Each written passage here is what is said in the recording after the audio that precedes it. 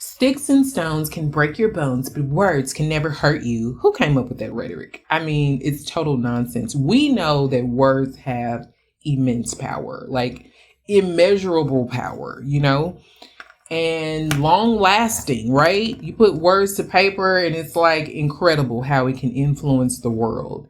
So I think I knew this innately as a child, like the power of words, because I'm a writer.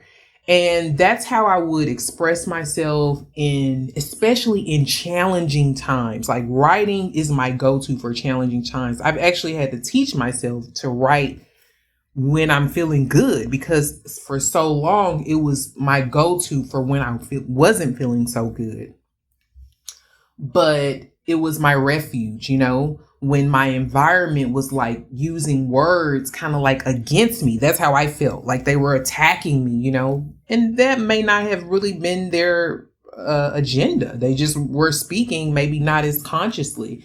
And ironically enough, I was a really outspoken child. So maybe I wasn't conscientious at that time of how my words affected others. So I had to learn. That was my karma, me being so hurt by other people's words that I had to really learn the power of words, and I kind of went silent for a few years, and I really went to pen and pad.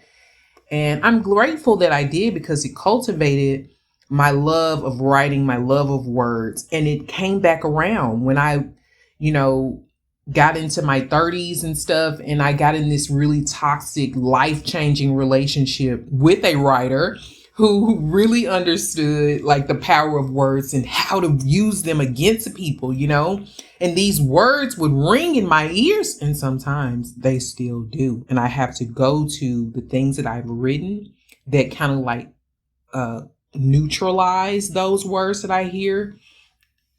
And that's what I did when I would hear, when I was there with him, I would go to my pen and pad and find refuge. And I started to make the words that he would say like over and over. I started to actually look up the definitions, and then I would change what he was saying. I would change the perspective, and I would take like the power back for me to own the power, so that when he was saying them, I would make it seem like he was actually giving me a compliment, And I started to do this so much that it became like a chant, like a rhythm in my head when he would say it. And I would go straight there every time. I mean, I found it to be so freeing that my solution was in the problem all the time.